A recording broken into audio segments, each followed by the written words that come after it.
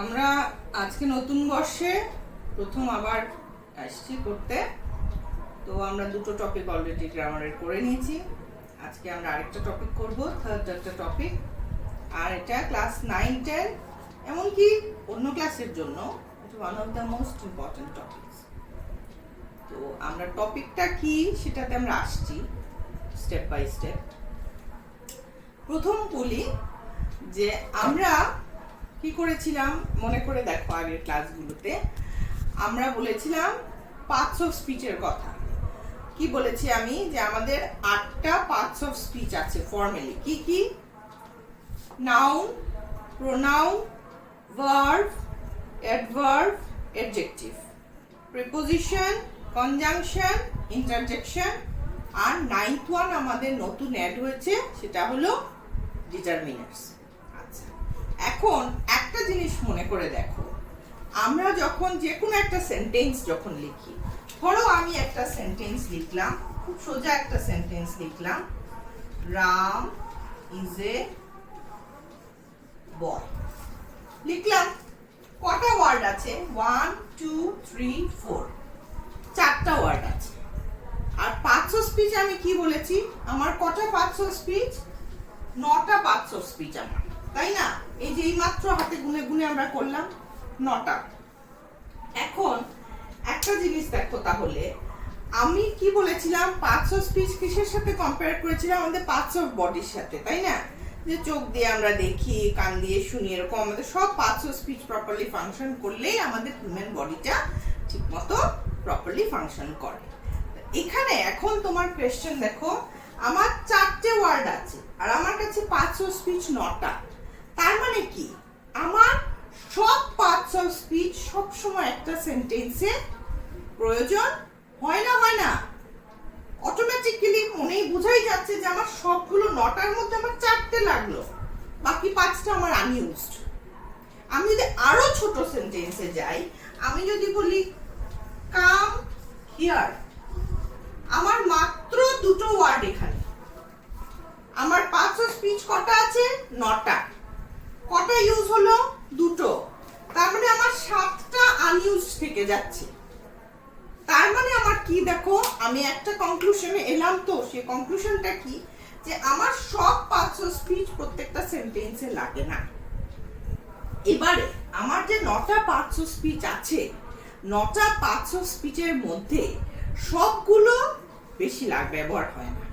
অনেকগুলো আছে একদমই কম ব্যবহার হয়, অনেকগুলো আছে বেশ ফ্রিকোয়েন্টলি ব্যবহার হয়।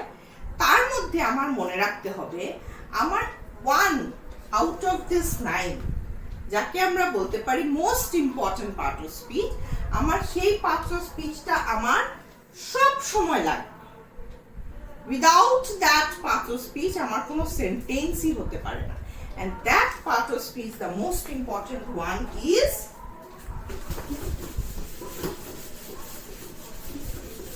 it is এই দেখো এটার অবস্থা,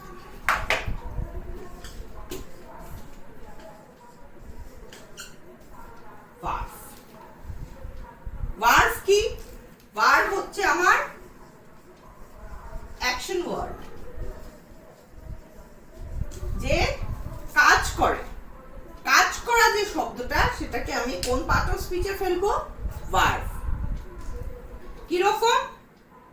যেমন এমনিতে আমি যদি বলি ও কোনো কাজ করে না, শুধু শুয়ে থাকে, তখন শুয়ে থাকাটাকে কি আমরা এমনিতে কাজ বলবো? বলবো না। কিন্তু শুয়ে থাকাটা, টু স্লিপ, স্লিপিং, এটাও কিন্তু আমার ভার্ব। আমি এখানে বসে আছি, তো কি বলবো? কোনো কাজ করে না, বসে আছে। বসে থাকাটাও একটা কাজ।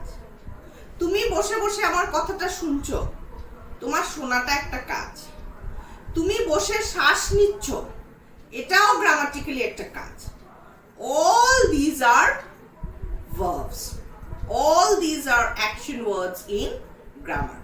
এটাই আমার এমনিতে অ্যাকশন ওয়ার্ড আর গ্রামারের অ্যাকশন ওয়ার্ড, মানে ভার্বের সাথে তফাৎ।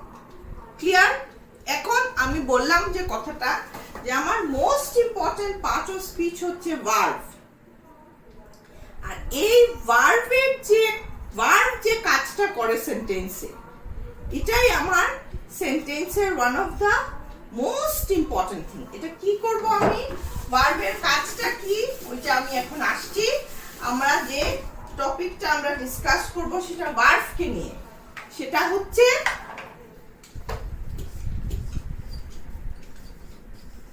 Tense. What is tense?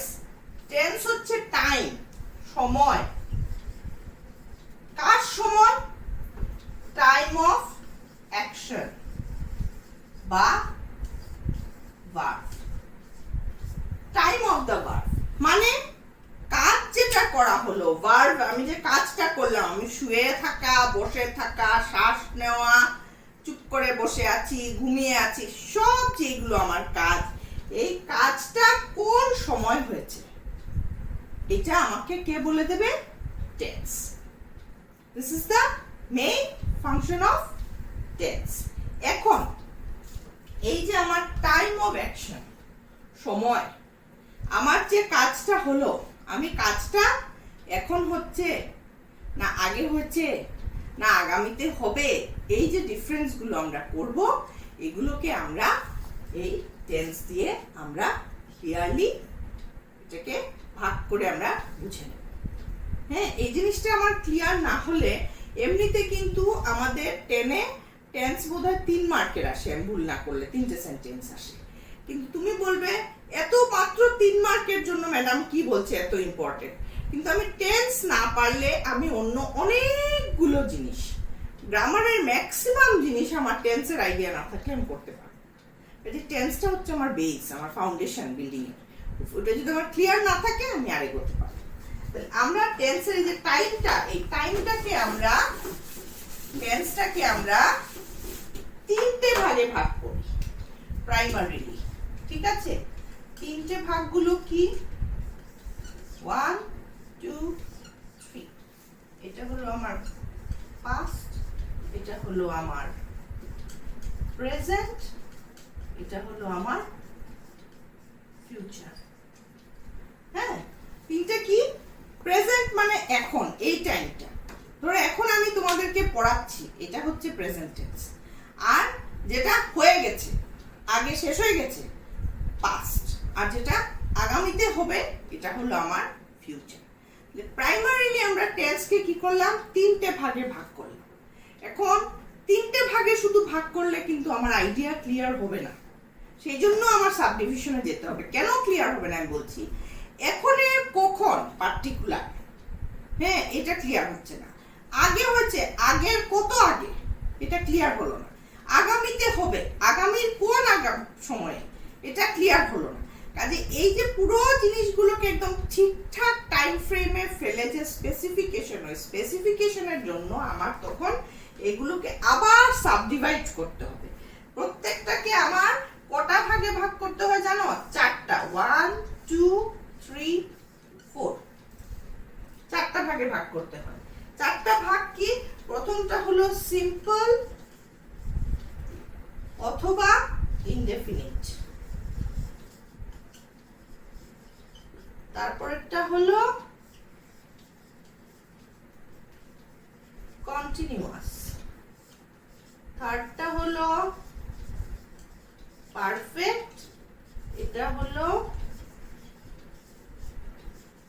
Perfect continuous.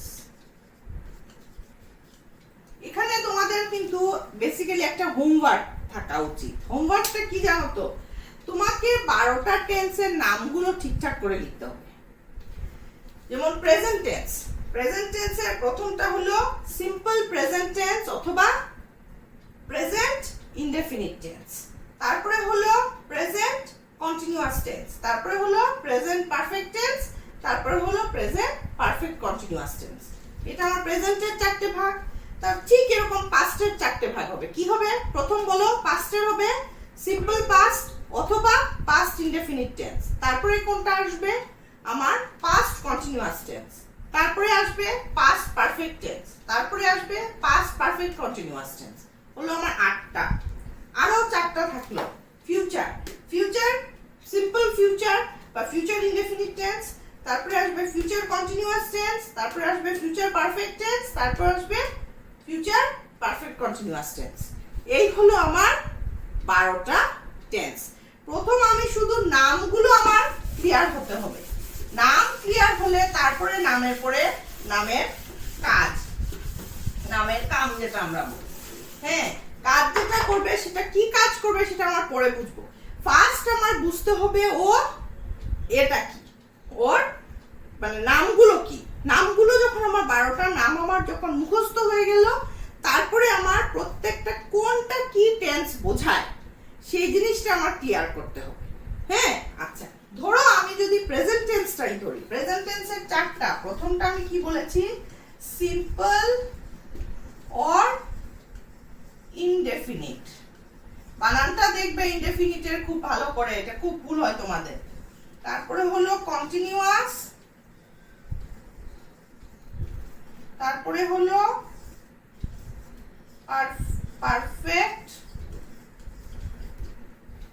তারপরে হলো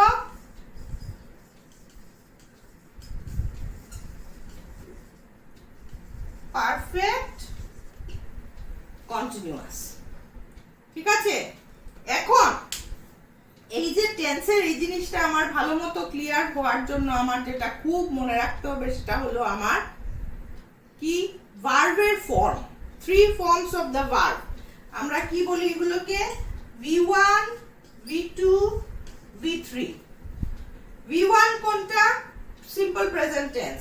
পাস্ট টেন্স হচ্ছে V2 আর পাস্ট পার্টিসিপল ফর্ম হচ্ছে V3। যেমন do, past form did, third form of the verb done। এইগুলো যদি আমার মুখস্থ না থাকে, কোনটা ডু, ডিড, ডান, হ্যাঁ, গো, ওয়েন্ট, গান, কিন্তু সবগুলো আবার এরকম না। কিন্তু কিল, কিলড, কিলড, তুমি কিলকে কিল, কিলড, কিলেন করে যদি লিখে ফেলো তাহলে হবে না। এটা তোমাদের খুব ভুল হয়। এই 4টা মুখস্থ করতে হবে। তোমাদের টেন্সের বইয়ের মধ্যে দেখবে একদম পুরো দিয়ে দিয়েছে V1, V2, V3 এর একটা চার্ট। পুরো চার্ট মুখস্থ করতে না পারলেও অন্তত পক্ষে যে ভার্বগুলো আমাদের বেশি ইউজ হয় সেই ভার্বগুলোর V1, V2, V3 ফর্ম আমার যদি মুখস্থ না থাকে আমি কিন্তু বসাতে পারবো না। কারণ আমার এগুলো লেখা কোনটা ফর্ম কিরকম হবে একদম ফর্মুলার মতো আমরা বসাবো। তো ফর্মুলা যখন লিখবো তখন কিন্তু ওই V1, V2, V3 ওগুলো দিয়ে আমরা ফর্মুলার মতো লিখবো। এটা যখন লিখবো তখন যদি আমি V2 কি হা করে বসে থাকলাম মনে করতে পারলাম না তাহলে হবে না। কিছু জিনিস গ্রামারের একদম চট্ট মুখস্থ করতে হবে, বাকি জিনিস বুঝে মুখস্থ করতে হবে। এই V1, V2, V3 এর জায়গায় বোঝার ক্ষেত্রে আমার বুঝিয়ে দেওয়ার নেই, স্ট্রেট নিজেদের মুখস্থ করতে হবে। হ্যাঁ, এই যে V1, V2, V3। এখন একটা জিনিস শুধু আমি তোমাদেরকে প্রথম বলি, একসাথে বেশি বললে আবার বমি করে ফেলতে পারো, মনে রাখতে পারবে না। এই যে নামগুলো আমি তোমাকে প্রথম থেকে তোমাদেরকে একটা জিনিস বলে আসছি বারবার, যে যাই পড়ি না কেন আমার যে নামগুলো, যে গ্রামারের যে টার্মসগুলো যদি আমি মনে রাখি আর টার্মসগুলোর মিনিংগুলো যদি আমি ক্লিয়ার একটু বুঝতে পারি তাহলেই আমার কিন্তু অনেকটা জিনিস ক্লিয়ার হয়ে যাবে। যেমন দেখো, প্রথম আমি বলছি প্রেজেন্ট টেন্সের তো এটা সব 4টে সবার জন্যই সেম। আমি এখানে প্রেজেন্ট টেন্স দিয়েছি, তাহলে আমার সিম্পল প্রেজেন্ট টেন্স বা প্রেজেন্ট ইনডেফিনিট টেন্স প্রথম। এটার কাজটা কি? কাজটা হচ্ছে আমার প্রেজেন্ট টেন্সে কি বলবে? সিম্পলি যখন ইনডেফিনিট বা সিম্পল প্রেজেন্ট হবে তখন জাস্ট বলবে যে কাজটা প্রেজেন্টে হয়েছে। Simply it will state the fact. মানে একটা ইনডেফিনিটলি, সিম্পলের কখন এত স্পেসিফিক নেই, একটা ইনডেফিনিট সিম্পল বলে প্রেজেন্ট বলে ছেড়ে দেবে। প্রেজেন্ট ইনডেফিনিট টেন্স কাজটা প্রেজেন্টে হয়েছে, কিন্তু প্রেজেন্টের কখন এই স্পেসিফিকেশন আমার কাছে যখন থাকবে না তখন এটা হবে প্রেজেন্ট ইনডেফিনিট। ডেফিনিটলি আমাকে প্রেজেন্টের কখন কিচ্ছু বলে দিচ্ছে না, সেই জন্য ওর নামটা প্রেজেন্ট ইনডেফিনিট বা সিম্পল প্রেজেন্ট। সিম্পলি বলছে যে এটা প্রেজেন্টে হয়েছে, সিম্পলি এতটুকু স্টেট করছে, কিন্তু প্রেজেন্টের কখন কি ভালো করে আমার কাছে স্পেসিফিকেশন যখন নেই তখন আমার যে টেন্সটা ব্যবহার হবে সেটা হবে আমার প্রেজেন্ট টেন্স। তারপরে সিম্পল প্রেজেন্ট টেন্স বা প্রেজেন্ট ইনডেফিনিট। প্রেজেন্ট কন্টিনিউয়াসটা কি? কন্টিনিউয়াস মানে চলমান, চলছে। প্রেজেন্ট কন্টিনিউয়াস মানে এখন যেটা চলছে সেটা আমার প্রেজেন্ট কন্টিনিউয়াস। আমি এখন যে কাজটা করছি এটা হলো আমার প্রেজেন্ট কন্টিনিউয়াস।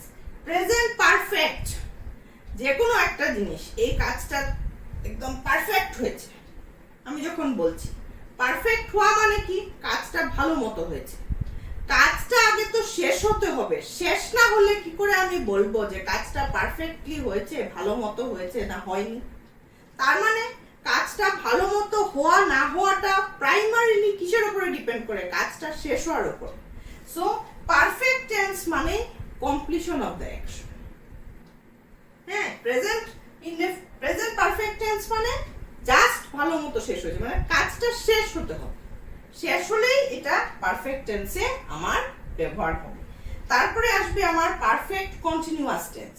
পারফেক্ট কন্টিনিউয়াস নামটা থেকেই বুঝছো, দেখো এখানে আমি পেয়েছি কন্টিনিউয়াস, এখানে পেয়েছি পারফেক্ট, এখানে এসে কম্বিনেশন হয়ে গেছে, পারফেক্টও আছে কন্টিনিউয়াসও আছে। তার মানে কাজটা, যে কোনো একটা কাজ, যে কাজটাই হোক না কেন, সেই কাজের কিছুটা শেষ হয়ে গেছে, বাকিটা চলছে, এখনো পুরো শেষ হয়নি।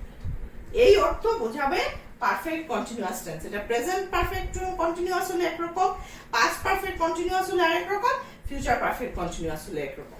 কিন্তু বেসিক হচ্ছে আমার এই চারটে। এটাকে তারপর আমি আলাদা আলাদা করে আমি বলবো। তাহলে আমি প্রথম আমার নাম দিয়ে লিখতে হবে। প্রথম টেন্স আমার প্রেজেন্ট টেন্সের চারটে ভাগে, আমার প্রথমটা হচ্ছে সিম্পল প্রেজেন্ট টেন্স। আমি ইনডেফিনিট লিখলাম না, সিম্পল প্রেজেন্ট টেন্স। এটা ফর্ম হলো সাবজেক্ট প্লাস V1। সাবজেক্ট হলো পার্সন, যে ধরো আই প্লাস ডু দিয়ে আই ডু, এই হলো আমার এক্সাম্পল। হ্যাঁ, এটা হলো আমার সিম্পল প্রেজেন্ট টেন্স। প্রেজেন্ট, তারপরটা present continuous tense. Present continuous টেন্সের ফর্ম হচ্ছে subject plus am, is, are plus V1 plus ing। I দিয়ে করছি আমরা, I সঙ্গে am, do V1 plus ing, I am doing। হ্যাঁ, তুমি এই দিকটা না লিখলেও, হ্যাঁ, তোমাকে এই জিনিসটা আগে জেনে নিতে হবে যে সিম্পল প্রেজেন্ট টেন্স হলে সাবজেক্ট প্লাস V1 হবে, প্রেজেন্ট কন্টিনিউয়াস টেন্স হলে subject plus am, is, are plus V1 plus ing হবে।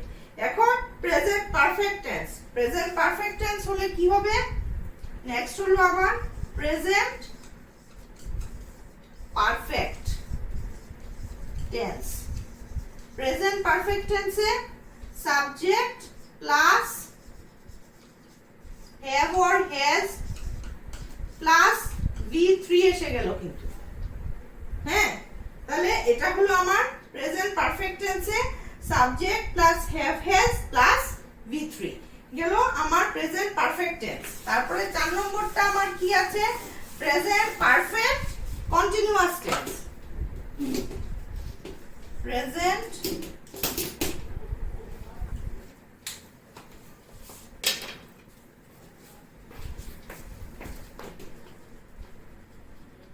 Present perfect continuous tense. ঠিক আছে, প্রেজেন্ট পারফেক্ট কন্টিনিউয়াসে কি হবে, সাবজেক্ট প্লাস পারফেক্ট আছে, have has plus been plus V1 ING, continuous থাকা মানে V1 প্লাস আইএনজি হলো। আর পারফেক্ট টেন্স আছে এই জন্য হ্যাভ হ্যাজ। এখন হ্যাভ হ্যাজ আর আইএনজির মাঝখানে আমার বিন ঢুকতে হয় আর সাবজেক্ট আমার কমন হলো। এইভাবে আমার এই যে জিনিসটা, এটা হচ্ছে আমার ফর্মুলা। ওই যে বললাম একটু আগে, ওই জন্য আমার V1 V2 V3 এগুলো আমার মুখস্থ থাকতে হবে। এখন এই যে ফর্মে বসানোটা আমার হ্যাবিট হতে হবে। আমার যখন ফর্মে বসানোটা আমি শিখবো, তারপরে নেক্সট আসবে আমার টাইমের এটা বোঝায়। কিন্তু আমার প্রথমত আমার ফর্মে বসানোটা আমার আগে ক্লিয়ার হতে হবে। আমরা আবার সাম আপ করি, না হলে একসাথে বেশি গন্ডগোল লেগে যেতে পারে।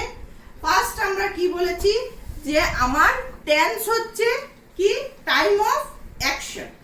টেন্স মানে কার সঙ্গে রিলেটেড, টাইমের সঙ্গে রিলেটেড। কার টাইম, কার সময়, কাজ, যে কাজটা করা হয়েছে, সেন্টেন্সে যে কাজের কথা বলা হচ্ছে সেই কাজের সময়। হ্যাঁ, সেই কাজটা কি, কাজটা আমার কোন পার্ট অফ স্পিচ, ভার্ব। তার মানে tense is nothing but the time of the verb. যে সময় আমার কাজটা করা হয়েছে, যে সময় আমার ভার্বটা কোন সময় কাজ করেছে, সেইটা বোঝানোর জন্য সেন্টেন্সে আমার টেন্সের ইউজ। আমি টেন্সকে প্রাইমারিলি কি করেছি, তিনটে ভাগে আমার সুবিধের জন্য। হ্যাঁ, জিনিসটাকে সবার কাছে ক্লিয়ার হওয়ার জন্য এরকম ভাবে এটাকে তৈরি করা হয়েছে যে আমার টেন্স প্রাইমারিলি তিনটে ভাগ। আমি এখানে বসেছি এই টাইমে, এটা আমার প্রেজেন্ট টেন্স। আমি আগে যে কাজটা করে ফেলেছি, যেটা আমার শেষ হয়ে গেছে, পুরনো হয়ে গেছে কাজটা, সেটা আমার পাস্ট টেন্স। আর যেটা আমি এই কাজটা করার পরে আমি নেক্সট যে কাজটা করতে যাব, আবার যেটা আগামীতে হবে, সেটা হলো আমার ফিউচার টেন্স। তো প্রাইমারিলি আমি টেন্সকে তিনটে ভাগে ভাগ করছি, present tense, past tense, future tense. হলো, ভাগ হয়ে গেল। তারপরে আমার শুধু এই তিনটে ভাগ করলে আমার টাইমটাকে ইলাবোরেটলি, স্পেসিফিক্যালি আমার ভালো করে এক্সপ্লেন করা হয় না, আমি বুঝতে পারি না, আমার সাফিসিয়েন্ট হয় না। শুধু একটা ভার্বকে আমার প্রেজেন্ট আর পাস্ট আর ফিউচার, এই তিনটে ভাগে যদি আমি ভাগ করি, দ্যাট ইজ নট এনাফ। আমার আইডিয়াটা ক্লিয়ারলি এক্সপ্রেসড হয় না। আমি প্রথমে বলেছিলাম গ্রামারে আমাদের আইডিয়া এক্সপ্রেস করতে হবে ক্লিয়ারলি। যেহেতু আমার এক্সপ্রেশনটা ক্লিয়ারলি হয় না, সেই ক্ল্যারিটির জন্য, ক্ল্যারিফিকেশনের জন্য আমার প্রত্যেকটা টেন্সকে আবার 4টে করে সাব ডিভিশনে ভাগ করা হয়েছে। এই 4টে কি, প্রথমটা হলো সিম্পল বা ইনডেফিনিট, সেকেন্ডটা হলো কন্টিনিউয়াস, থার্ডটা হলো পারফেক্ট, ফোর্থটা হলো আমার পারফেক্ট কন্টিনিউয়াস। হলো, তাহলে আমি মুখস্থ করব এই জায়গাগুলো, আমার মুখস্থ, কিন্তু এগুলো খুব একটা বেশি বোঝার কিছু নেই। প্রথম আসি আমি তাহলে প্রেজেন্ট টেন্স। প্রেজেন্ট টেন্সের প্রথমটা কি হবে আমার, simple present tense or present indefinite tense.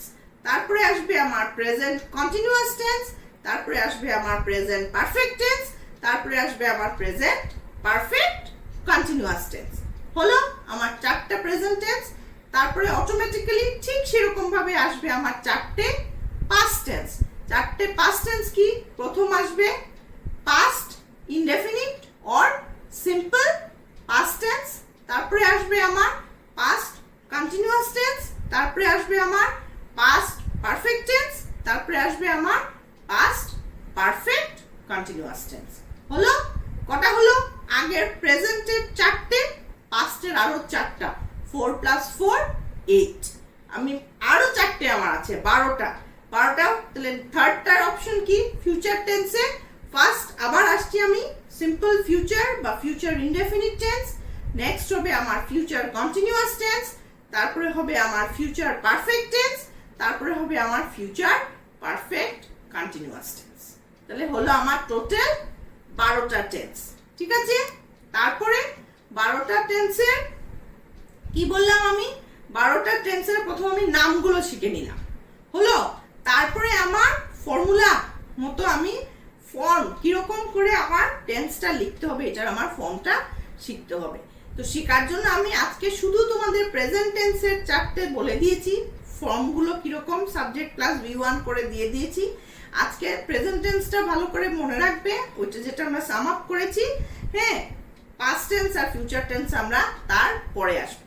এখানে আরেকটা জিনিস ভালো করে বলে রাখি, আমার প্রেজেন্ট টেন্সের চারটে যখন আমি ভালো মতো পড়ে ফেলবো, পাস্ট টেন্সের চারটেও তখন দেখবে প্রেজেন্ট টেন্সের সঙ্গে অনেকটাই মিল থাকবে। কাজেই তখন অটোমেটিক্যালি আমার পাস্ট টেন্সটাও করতে এত কঠিন লাগবে না, আর ফিউচার টেন্সটা তো আরোই সোজা লাগবে তখন করতে। আর সব থেকে বড় ব্যাপার হচ্ছে ফিউচার টেন্সের ব্যবহার খুব কম ইউজ হয়, এবং আজকাল আমাদের ট্রেন্ড হচ্ছে যত কম পারা যায় আমরা ফিউচারটা ইউজ করি। অটোমেটিক্যালি ফিউচার টেন্সের ক্ষেত্রে আমার লাস্টের যে দুটো, যেটা ফিউচার পারফেক্ট আর ফিউচার পারফেক্ট কন্টিনিউয়াস, এই দুটোর ব্যবহার প্রায় বাদই হয়ে গেছে বলা যায়। এগুলো বিশেষ লাগেই না, যা লাগে আমার একটু ফিউচার ইনডেফিনিট বা সিম্পল ফিউচার আর ফিউচার কন্টিনিউয়াস টেন্সটা লাগে। মোটামুটি নামে আমি 12টা টেন্সের কথা জানবো, কিন্তু ব্যবহার আমার ম্যাক্সিমাম আমার 10টার ইউজ হয়। তার মধ্যেও আমার 8টা টেন্সই বেশি, বাকি দুটো অল্প। ফিউচার টেন্স সেরকম ভাবে আমার লাগে না। এইটুকু আমরা যদি খুব ভালো করে হাত রপ্ত করে নিতে পারি, তারপরে দেখবে আমরা দৌড়াবো, তারপরে আমরা খুব ইজিলি করতে পারবো। এখন তুমি শুধু প্রেজেন্ট টেন্সের যে চারটে আমি ফর্ম একটু আগে বোর্ডে লিখে দিয়েছি, আশা করি তোমরা লিখেছো। যদি লিখে থাকো ওই জিনিসগুলো এতটুকু অব্দি তোমরা একদম জিনিসটা মুখস্থ রাখতো, পুরো মেমোরির মধ্যে ফিক্স করে ঢুকিয়ে দিতে হবে। যদি না হয় তাহলে কিন্তু আমরা আর এগোতে পারবো না। Is it clear? আজকে আমরা এতটুকুই করলাম, কারণ একসাথে বেশি করলে পরে তখন আমাদের আবার খুব বেশি নিতে অসুবিধে হতে পারে। আমরা প্রেজেন্ট টেন্সের চারটে ফর্ম আজকে লিখিয়ে দিয়েছি, ওই চারটে তোমরা ভালো করে আবার লিখে করো, প্র্যাকটিস করো নিজেরা। আর যদি পারো নিজেদের মতো করে, তোমরা যদি জানো আগের থেকে, তাহলে পাস্ট টেন্স আর ফিউচার টেন্স নিজেরা লিখতে পারো। আর না হলে আমি আবার এইগুলো তোমাদেরকে লিখিয়ে দেব, লিখে আমরা তারপরে নেক্সট স্টেপ আমরা এগোবো। এতটুকু আজকের জন্য থাক।